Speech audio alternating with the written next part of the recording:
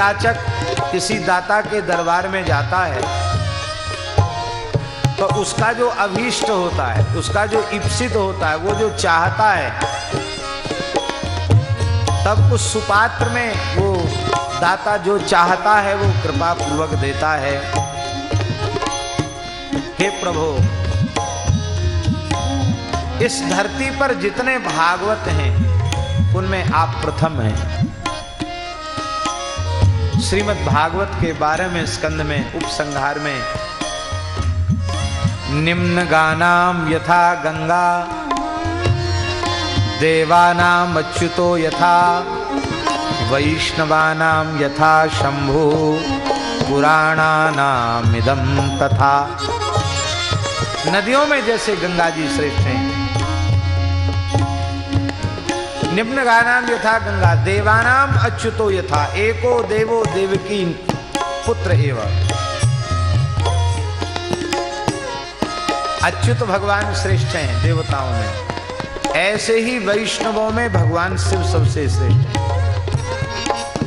भक्ति के 5 रस हैं, शांत, दास्य, सख्य, वात्सल्य और श्रृंगार।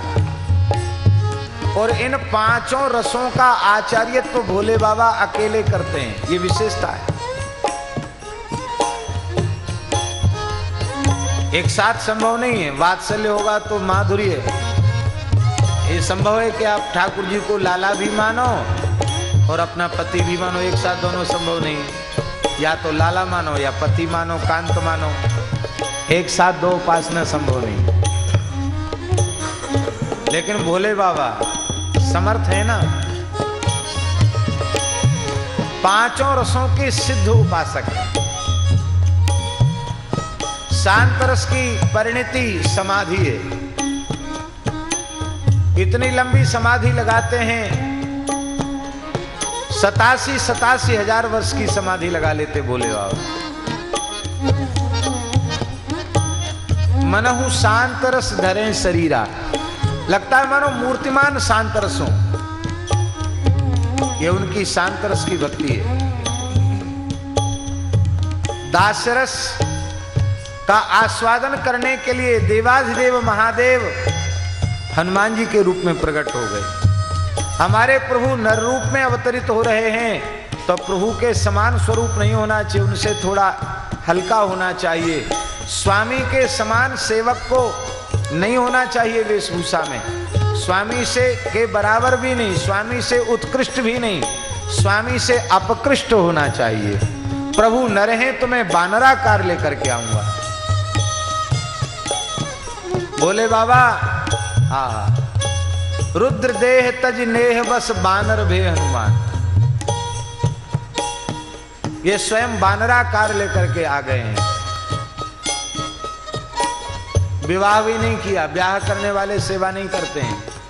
ये नहीं कहना आप ब्याह करने वाले सेवा नहीं करते, हमारे कहने का मतलब दूसरा है।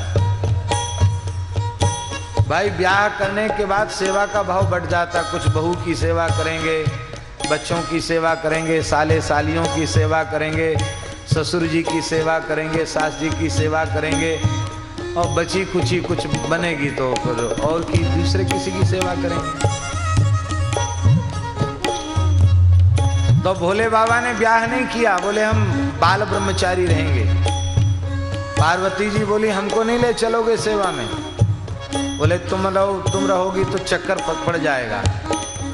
वो नहीं कहा, नहीं मुझे तो आपको ले चलना पड़ेगा, क्योंकि शक्ति के बिना शक्तिमान व्यर्थ है। आप अकेले कैसे जाएंगे? शंकर जी बोले इस अवतार में ब्याह नहीं करूंगा, बाल ब्रह्मचारी रहूंगा। पार्वती जी बोली चिंता मत करो, आप बानर के रूप में जा रहे हैं, मैं आपकी पूंछ बन के चलूंगी। बोलो भक्तवत्सल भगवान की। युद्ध में आपकी सहायता करूंगी, जो काम आपसे नहीं होगा वो काम मैं करूंगी। बोलो भक्तवत्सल भगवान की जय। व्यासी, रावण के यहाँ 80,000 राक्षस ऐसे थे, 80,000, जिन्होंने ब्रह्मा जी से वरदान मांग लिया था कि हम अजर अमर हो जाए, मरे ही नहीं। वो राम जी बार बार मार देते, वो फिर लड़ने आ जाते। युद्ध समाप्त ही नहीं हो रहा था। राम जी चिंतित हो गए। हनुमान जी बोले चिंता मत करो। जैसे किसान लोग सूखी करब को, फसल को इकट्ठा करके गट्ठर बना देते ना, पूरा बना देते हैं, ऐसे हनुमान जी की पूंछ ने उन 80,000 को घेरा लगा करके बटोर लिया। 5-7 लपेटा दे के कस दिया, बेचारे इधर उधर नहीं हो पावे, और एक हुंकार लगाई और इतने ऊपर फेंक दिया उन 80,000 को, जहां ब्रह्मांड की सीमा में अलग अलग तत्व हैं, जहां वायु तत्व बड़ी तेजी से पवन घूम रहा है, अलाद चक्र के समान पवन घूम रहा, वहां फेंक दिया है। जिंदे रहो न मरे में, न जिंदे में घूमते रहो। वे 80,000 अब तक चक्कर काट रहे हैं। सोने की लंका में आग किसने लगाई? हनुमान जी ने। पर किससे लगाई? पूंछ से। जब पूंछ में आग लगी ना,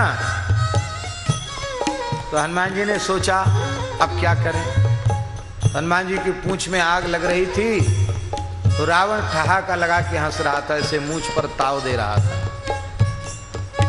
हनुमान जी ने देख लिया, तो हनुमान जी ने क्या किया, वो इधर की मूंछ पर ताव दे रहा था।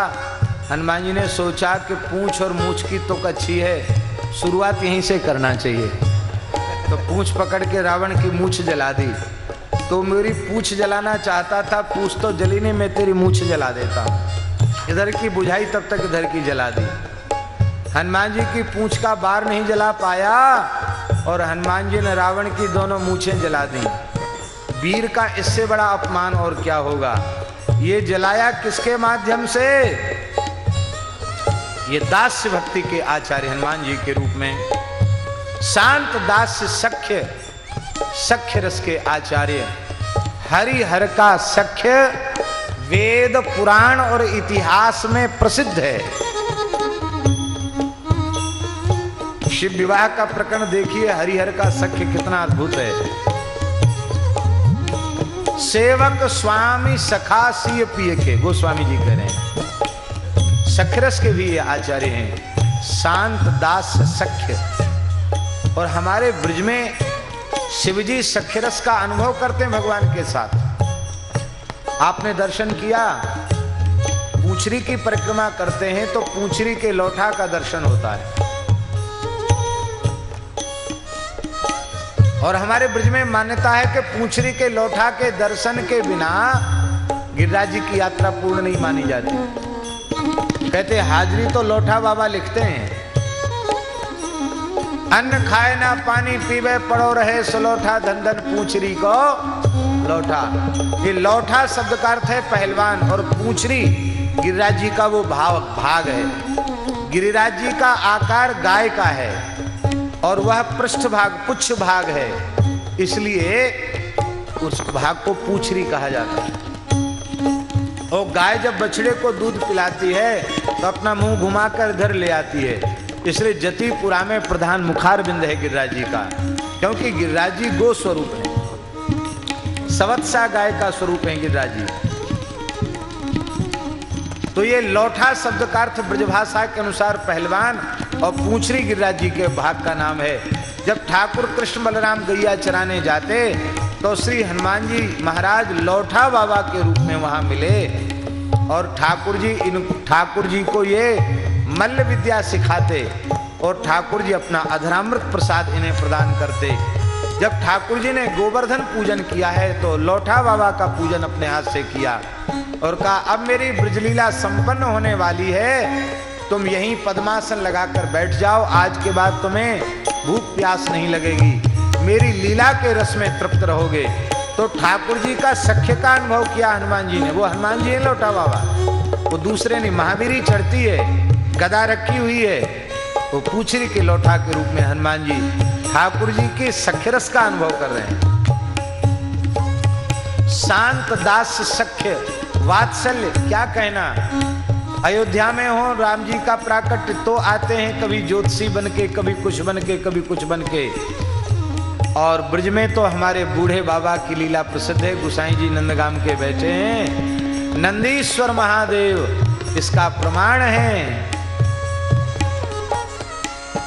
मैया निक दरस कराए दे, नैनन की तपन बुझाए दे। भोले बाबा आकर कहते हैं हमको दर्शन कराओ, हमारे नेत्रों की प्यास बुझाओ। आज भी वहां भोले बाबा विराजमान है, वात्सल्य का अनुभव करते हैं। नंदगांव का जो पर्वत है, पुराणों में उसे रुद्राचल कहा गया। साक्षात शिवजी ही उस पर्वत के रूप में विराजमान है। नंदीश्वर महादेव की स्थिति कहाँ है? जहां से ठाकुर जी के गर्भगृह के स्नान का जल जाता, वहां उनकी स्थिति है। बोले मैया, मैं लाला जहां स्नान करे ना, लला के स्नान को जल जहां से बहे, वहीं मैं स्वयंभू लिंग के रूप में प्रकट रहूंगा। आज भी ठाकुर जी वहां विराजमान है। इतना उनको अद्भुत प्रेम है बालकृष्ण प्रभु में। और माधुर्य रस का तो कहना ही क्या, माधुर्य रस का आस्वादन वे गोपीश्वर महादेव के रूप में करते हैं। महारास में गोपी रूप में सम्मिलित होकर के माधुरी रस का भी आस्वादन करते हैं। इसलिए जितने भी भक्त हैं, वैष्णव हैं, उनमें प्रमुख हैं भगवान शिव।